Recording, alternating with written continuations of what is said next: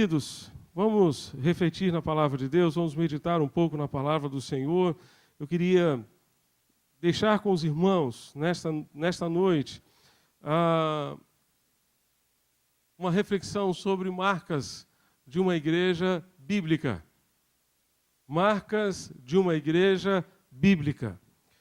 E essas marcas nós podemos encontrar a partir de metáforas da Bíblia a respeito da igreja.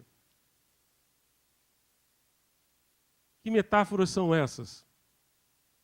São ilustrações, né? As metáforas são ilustrações que a Bíblia utiliza para dizer para mim, para você, o que é a igreja, como é a igreja, o que realmente nós devemos ser como igreja do Senhor Jesus. Amém, gente? Pessoal, vocês estão ligados? Estão ligados? Eu queria lembrar você que todos vocês têm um aparelhinho parecido com esse aqui aí dentro da cabeça de vocês. Sabia disso? Vocês têm um aparelhinho chamado controle remoto, e vocês podem desligar o pastor, podem ligar o pastor, podem botar o pastor assim em slow motion, né? Em câmera lenta, assim. Você pode se desligar completamente, fazer uma missa de corpo presente aqui. Você está aqui, mas você não está aqui, está com a sua cabeça longe. Em nome de Jesus, desliga esse celular, bota esse negócio aí no modo avião e vamos decolar. Amém, gente? Vamos decolar para a gente aprender a palavra de Deus e entender aquilo que Deus quer para a nossa vida como igreja do Senhor. Amém?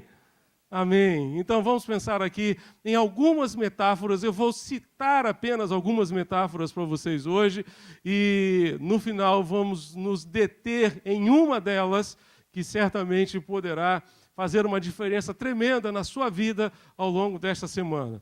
A primeira metáfora é o corpo de Cristo. A Bíblia diz que a igreja é o corpo de Cristo. Diz a palavra do Senhor em Colossenses 1, verso 18. Ele é, vamos ler todos juntos? Ele é, que é a igreja. Então o corpo funciona quando está ligado à cabeça. O corpo funciona quando é comandado pela cabeça. Então quando eu e você nos sujeitamos à autoridade de Cristo, à liderança de Cristo, ao comando que vem aqui do cérebro, que se chama Jesus Cristo, nosso corpo funciona adequadamente.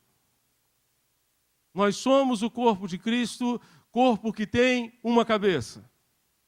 João Batista perdeu a cabeça por causa da sua fidelidade a Deus, por causa da sua fidelidade aos propósitos de Deus para a sua vida.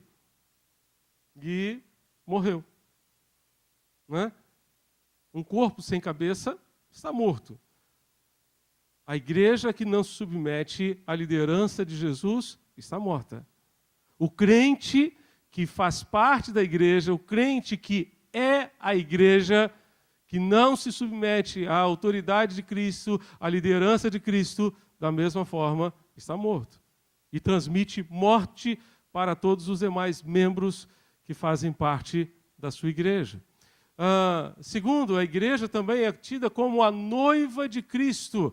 Olha ali, vamos ler todos juntos? Regozijemo-nos, vamos e dar-lhe glória, pois chegou e a sua noiva já se aprontou para vestir-se o linho fino. Então, a igreja é tida como uma noiva, é apresentada aqui como uma noiva que se prepara para as bodas, se prepara para a cerimônia, se prepara para o casamento com o seu noivo. E ela está se preparando, ela está se adornando, né? Você se lembra do livro de Esther? Quando a rainha Vasti foi deposta, o rei, então, promoveu um grande concurso de Miss para aquele tempo lá, para aquele país. E então, muitas mulheres bonitas foram levadas para o harém do rei, e elas levavam quase um ano, ou mais de um ano, se preparando para se apresentar ao rei. 6 meses de tratamento com óleos de um tipo, 6 meses de tratamento com óleos de outro tipo, e assim elas iam se preparando para aquele grande dia em que estariam diante do rei. E poderiam ser aceitas ou não, poderiam ser recebidas ou não. Esther foi aceita. A Esther colocou-se ali diante do rei Assuero e ele disse, essa aí vai ser a minha esposa. Ela passou muito tempo se preparando. A igreja é a noiva que está se preparando para a grande festa, para a grande celebração com as bodas do Cordeiro. E qual é o vestido que a igreja vai usar? É um vestido de linho, fino, brilhante e puro. E quais são? Ou que linho é esse? O linho fino são os atos justos dos santos. A igreja se embeleza quando se veste de santidade. A igreja se embeleza quando se veste de justiça. A igreja se embeleza quando se veste de obediência a Deus e a sua palavra. Amém, irmãos? Essa é a beleza da igreja. É isto que embeleza a igreja. É isto que embeleza o crente e faz com que ele seja realmente uma diferença no mundo em que nós estamos vivendo.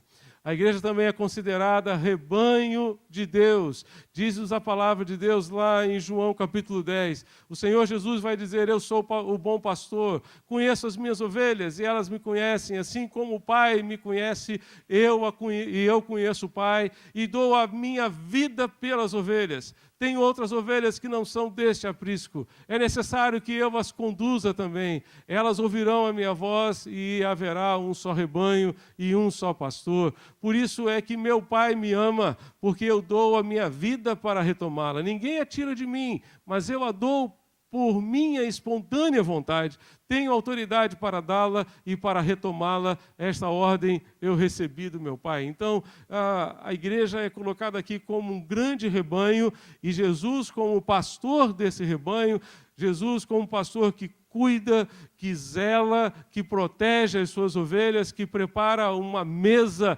perante os nossos inimigos, que nos leva para os lugares mais agradáveis, está conosco, caminhando conosco pelos vales, ainda que seja o vale da sombra da morte, Ele está conosco em todo o tempo, por isso somos rebanho do seu pastoreio.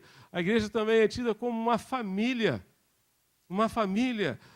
diz o texto, portanto, vocês já não são estrangeiros nem forasteiros, mas concidadãos dos santos e membros da família de Deus.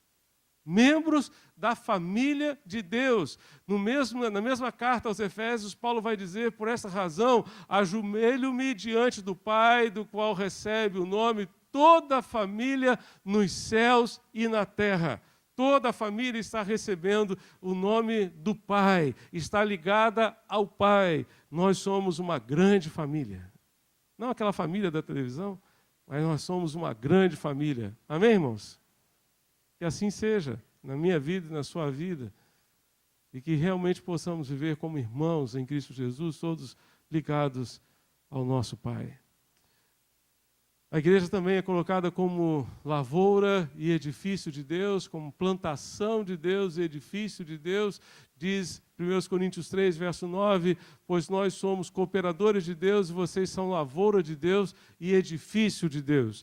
A lavoura que recebe a semente do Evangelho cresce e produz os seus frutos. O edifício que é construído em cima de um alicerce firme e seguro, que é Jesus Cristo, Jesus que é a rocha na qual nós podemos construir a nossa vida, edificar a nossa vida e ter uma vida realmente bem definida na presença do Senhor. A igreja também é apresentada, né? Vamos lá. Será que a gente consegue aqui? Ou acabou a minha pilha, a minha bateria? Vamos lá, a igreja também é considerada como sal. Como sal. No Sermão do Monte, Jesus vai dizer o quê?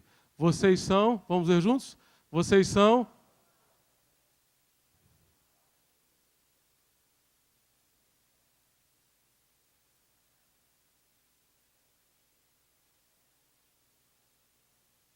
Então, a igreja, ela é considerada o sal.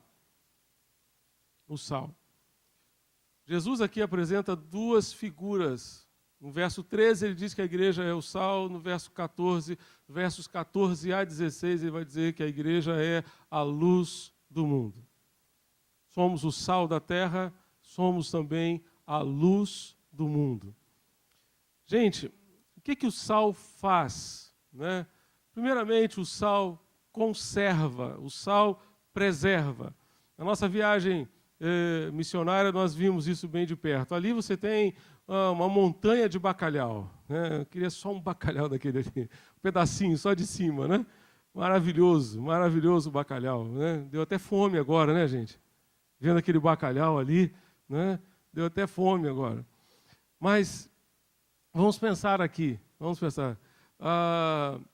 O sal do bacalhau preserva o bacalhau. Na viagem que fizemos, nós encontramos lá numa casa um grande jacaré, né?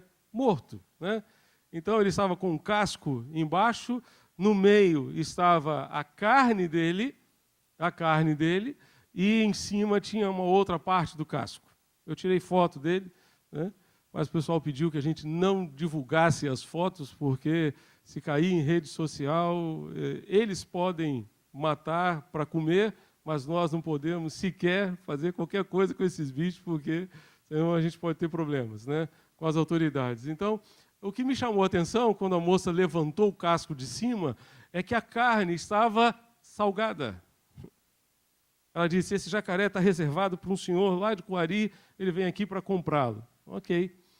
A Soraya foi fazer uma visita e passou lá no lago, né, de barquinho, no Lago do Jacaré, né? E uns pastores estavam botando a mão para fora e tal, do barquinho. Ela falou, acho melhor vocês não botarem, não, essa mão aí para fora, não, porque eles não sabiam que aquele ali era o Lago do Jacaré, né? Então, aquela carne estava salgada. Por quê? Para ser preservada. Naquela época que não havia geladeira, que não havia frigorífico, que não havia freezer, o alimento era conservado no sal, né? E ainda hoje é conservado no sal. Meus queridos, essa função de preservação, de conservação é fundamental. O Edson Queiroz diz que nós vivemos num mundo cheio de corrupção, que está num processo de deterioração social. A moral do mundo a cada dia se deteriora mais. A justiça humana está num estado de putrefação. A espiritualidade humana está em decomposição causada pela confusão dos sistemas religiosos. A Igreja de Cristo, então, é colocada no meio disso tudo, no meio deste mundo, para interromper, ou pelo menos para retardar esse processo de deterioração. O cristão que vive os princípios da palavra de Deus é o sal, que através do seu contato com o mundo ajuda a transformar e a conservar a dignidade do ser humano. Que coisa tremenda! Como sal da terra, nós temos a responsabilidade de preservar os valores do reino de Deus. Temos a responsabilidade de preservar os ensinos de Jesus, especialmente quando nós vivemos esses ensinos no nosso dia a dia, quando aplicamos esses ensinos no nosso viver a cada dia. Precisamos preservar os valores do reino de Deus, especialmente neste mundo que está do avesso. Há 30 anos atrás, em 1987, eu participei de um congresso do Instituto Haggai ali em Conservatória, era seminarista naquela época. E nós ficamos assim espantados quando vimos o pastor Davi Gomes, saudoso Davi Gomes, entrando naquele auditório vestido com o seu paletó do lado avesso. E ele chegou lá na frente, todo mundo começou a rir, achar engraçado, achar interessante, o velhinho já caducou, né? Agora não sabe nem mais vestir o terno do lado certo, né? Pois bem, ele pegou o paletó, tirou o paletó, colocou o paletó do lado certo e disse, eu só entrei com o paletó do lado avesso para dizer a vocês que o mundo está do lado avesso. Nós vivemos num mundo que está do lado avesso, isso há 30 anos atrás. há 30 anos atrás, e hoje está mais ainda. Nesse tempo em que aquilo que era certo deixou de ser certo para ser errado, aquilo que era errado deixou de ser errado para ser certo, nessa inversão de valores, nesse mundo do avesso, nós precisamos preservar os valores do reino de Deus. O sal preserva, o sal conserva, o sal também dá sabor. Dá sabor. Nós sabemos que o sal dá sabor ao alimento. Você já comeu uma comida sem sal? De repente você esqueceu de colocar o sal no arroz, no feijão. O que aconteceu? Aquela comida sem graça. Aquela comida insossa, tipo comida de hospital. Não é verdade? Tipo comida de hospital que não pode ter sal. Nós vivemos, queridos, numa sociedade assim, numa cidade insossa, numa sociedade insossa, sem sabor, sem gosto, justamente porque tem faltado o sabor do Evangelho, que é dado quando os discípulos entram em contato com as pessoas, salgando as pessoas, dando sabor, fazendo diferença. O cristão verdadeiro é um instrumento de Deus para trazer alegria, paz, esperança a um mundo cheio de desilusões, de tristezas, de decepções. O livro de Atos dos Apóstolos fala desse sabor que o cristão dá quando ele vive o Evangelho, quando ele salga o mundo. Olha só o que o livro de Atos diz, que os cristãos estavam louvando a Deus e tendo a simpatia de todo o povo. Eles caíam na graça de todo o povo. E o Senhor lhes acrescentava diariamente os que iam sendo salvos. Diz mais a palavra que dos demais, ninguém ousava juntar-se a eles, embora o povo estivesse em alto conceito. Em número cada vez maior, homens e mulheres criam no Senhor e lhes eram acrescentados. Diz a palavra de Deus ainda em Marcos: tende sal em vós mesmos e paz uns com os outros. Nós precisamos de sal, sal nos nossos relacionamentos. Sal nos relacionamentos. Diz a palavra de Deus: a vossa palavra seja sempre agradável, temperada com sal, para saberdes como deveis responder a cada um. Precisamos de sal nos nossos relacionamentos, para vivermos realmente a palavra de Deus, o Evangelho do Senhor.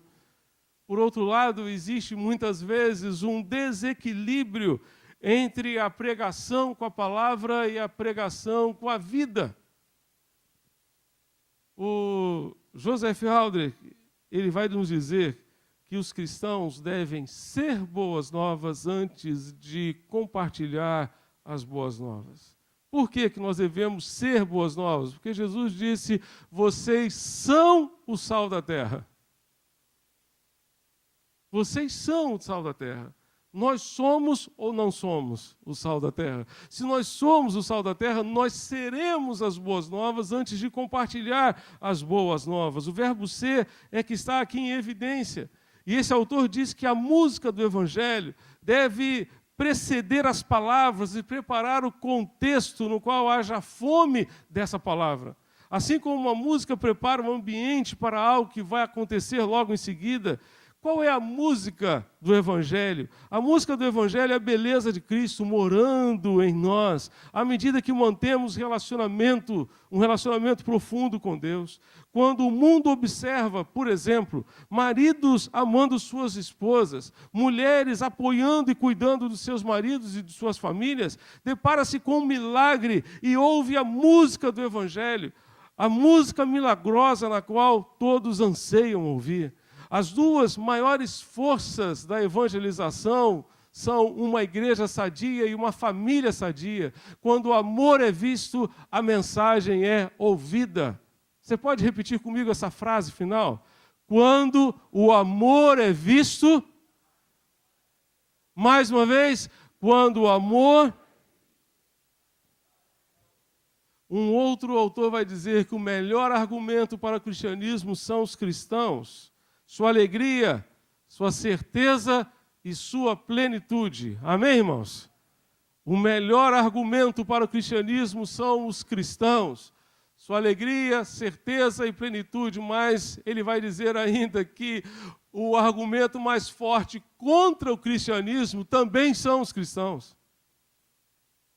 quando são melancólicos e sem alegria, quando são farisaicos e presunçosos em complacente consagração, rigorosos e repressivos, fazendo que o cristianismo desfaleça, esses mesmos cristãos são o pior argumento para o Evangelho.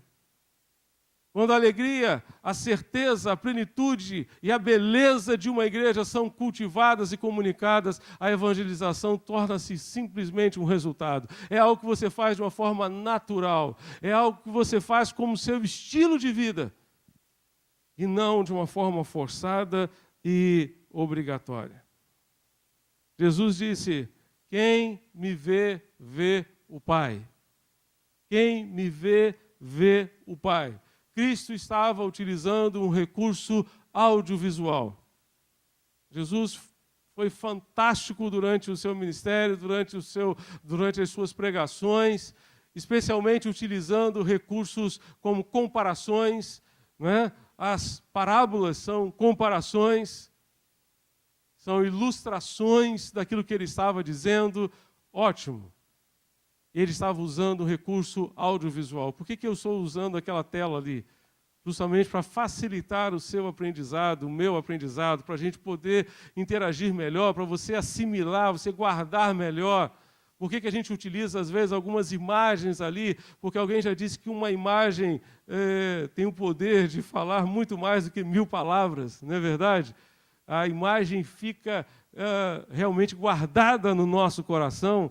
Ótimo. Jesus usava esse recurso audiovisual. Qual era o recurso dele? Quem me vê, vê o Pai. Quem olhava para Jesus, via o Pai.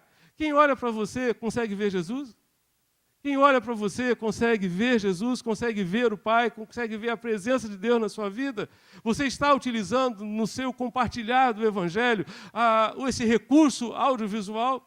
Quem vê você, quem vê os seus relacionamentos, vê o Pai neles? Quem vê as suas prioridades de vida, vê o Pai nessas prioridades. Quem vê os seus valores, vê o Pai nesses valores. Isso é tremendo para mim e para você. A Bíblia diz que Jesus se fez carne, que o Verbo se fez carne, e vimos a sua glória como a glória do unigênito do Pai. Ou seja, a palavra se fez carne. Essa palavra que nós pregamos precisa fazer-se carne também. Precisa fazer parte da minha vida e da sua vida. E assim as pessoas vão ver a beleza do Evangelho. Vão ver a beleza de Jesus em nós. E a transformação que Ele está operando, de fato, nas nossas vidas. A sanilidade do cristão é o seu caráter. É o seu caráter. Descrito nas bem-aventuranças, são os atos e as palavras de um cristão verdadeiro. A história dos grandes reavivamentos mostra a maneira como esses reavivamentos aconteceram no meio do povo de Deus e acabaram influenciando a vida da sociedade na época, daquela época em que esses avivamentos aconteceram. Muita gente diz que o Brasil está vivendo um tempo de avivamentos. Quantas pessoas estão aceitando a Jesus? Quantas pessoas estão dizendo que estão entregando suas vidas a Jesus? Mas que diferença isso tem feito na sociedade? Que mudança tenha ocorrido de fato na sociedade? Se muitas vezes nós vivemos valores idênticos aos das pessoas que não professam a fé em Jesus, que não têm um relacionamento com Jesus, não têm um relacionamento com Deus. Queridos, não existe influência maior na sociedade do que uma vida transformada e semelhante a Jesus. Você pode repetir comigo essa frase? Não existe do que uma vida e semelhante a Jesus. Não existe uma influência maior do que uma vida transformada e semelhante a Jesus. Como é que nós perdemos a qualidade de sal? O verso 13 diz: ora, se o sal perdeu o seu sabor, ele deve ser jogado fora. Ele não presta para mais nada, ele não serve para mais nada. Como é que nós perdemos a nossa capacidade de salgar? Perdemos a nossa qualidade de salgar quando concedemos lugar ao pecado em nosso coração. Pecado é pecado. Pecado é tudo aquilo que eu e você podemos fazer para entristecer o coração de Deus, que não alegra o coração de Deus, que é algo que nos leva a desviar-nos do alvo que Deus tem para a nossa vida. No Antigo Testamento, o pecado significava simplesmente errar o alvo. Deus estabeleceu o alvo e ao invés de a gente acertar na mosca, a gente joga a nossa flecha para cá, nossa flecha para lá, erramos o alvo. Erramos o alvo. Pecado é para ser tratado, é para ser confessado, é para ser abandonado. A Bíblia diz que, você pode ler ali comigo, vamos ler juntos? O que encobre...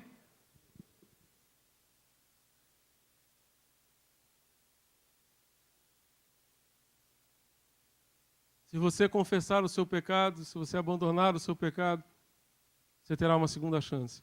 Você alcançará a misericórdia do Senhor.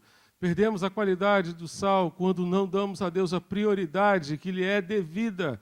Deus, de fato, ocupa o primeiro lugar na sua vida. Quantos de nós levantamos a nossa voz para dizer: Deus é o número 1 da minha vida, mas Deus é o número 1 do seu orçamento, Deus é o número 1 da sua agenda, Deus é o número 1 da sua casa, Deus é o número 1 da sua vida, de fato. Deus é o número 1 das suas decisões, das suas escolhas, dos seus relacionamentos.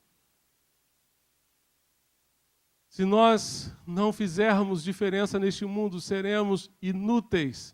Teremos que ser jogados fora como o sal sem salinidade, disse o John Stott. A grande esperança da sociedade consiste em um número cada vez maior de crentes que individualmente façam diferença com a sua própria vida, dando sabor a esta sociedade que precisa conhecer o sabor do Evangelho de Jesus. Lloyd Jones disse isso. Perdemos o sal quando nos mantemos dentro do saleiro. Você pode ter um saleiro muito bonito dentro da sua casa, aquele ali eu achei bem bonitinho, né? Mas se o sal ficar dentro dele, não vai fazer diferença nenhuma. Não vai fazer a menor diferença. Sal dentro do saleiro não faz diferença alguma no mundo. Os nossos saleiros na nossa região são muito bonitos. Muito bonitos. Mas vocês viram, vocês que vieram hoje pela manhã, vocês viram os saleiros lá da Amazônia. As casas culto, em que tem um cômodo no final, na parte de trás, onde as missionárias radicais moram, e a parte da frente é onde elas reúnem a igreja para cultuar a Deus, para celebrar ao Senhor. Tem que fazer isso durante o dia, porque muitas delas não têm energia elétrica. E aqui a gente tem tanta coisa. E porque a gente tem tanta coisa, talvez a gente queira só ficar aqui dentro. Só dentro do saleiro, está tão bom aqui. Mas o sal não é para ficar dentro do saleiro, ele cumpre a sua missão fora do saleiro. Fora do saleiro. Numa era em que o relacionamento é essencial para o impacto do Evangelho, descobrimos que a maioria de cristãos não tem contato significativo com os não cristãos. Jesus foi conhecido como amigo de pecadores. Quais são os seus amigos que não conhecem a Jesus? Quais são as pessoas com as quais você tem se relacionado para levá-las a Jesus? Para conhecerem a Jesus? Jesus orou perante o Pai: não rogo que os tires do mundo, mas que os protejas do maligno. Jesus quer que a gente esteja no mundo, fazendo diferença, salgando a sociedade. O sal dentro do saleiro é apenas um poder reservado, mas quando é colocado na comida, vira tempero, disse Roberto Lai. Nós precisamos temperar a sociedade, temperar este mundo com o sal do Evangelho. Não há impacto sem contato. Se você se afastar das pessoas, você não vai conseguir contactá-las, você não vai conseguir impactá-las, melhor dizendo, com o Evangelho e com os valores do Reino de Deus. Aproxime-se delas. Aproxime-se das pessoas do seu relacionamento que não conhecem a Jesus. Comece a orar por essas pessoas e clamar a Deus para que Deus lhes dê a oportunidade para que você compartilhe o seu evangelho, para que você faça diferença na vida delas ao longo desta semana. Você não pode forçar um cavalo a beber água, mas pode dar sal para ele. Você não pode forçar ninguém a viver o evangelho, a querer o evangelho, mas você pode dar sal para ela. E se ela entrar em contato com o sal do evangelho através de você, ela vai ter sede de ser como você, de experimentar Jesus como você tem experimentado, de conhecer a Cristo em profundidade como você tem experimentado, como você tem conhecido. Ela vai ter vontade de ter uma experiência com Jesus como você tem tido na presença do Senhor. Vocês são o sal da terra, disse Jesus, para mim e para você. Deus quer usar a mim e a você como sal ao longo desta semana. Ele pode contar com a gente? Ele pode contar com você ao longo desta semana? Você pode fechar seus olhos para a gente orar ao Senhor?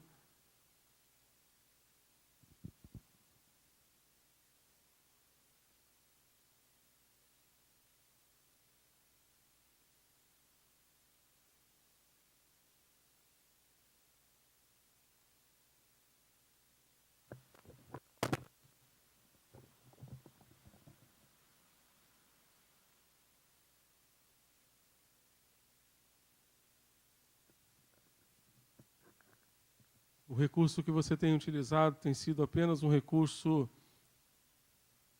de áudio ou recurso visual também? O recurso de áudio é aquele que a gente utiliza quando a gente simplesmente fala do Evangelho. Mas o recurso visual é quando as pessoas conseguem ver o Evangelho em nós, conseguem ver Jesus em nós.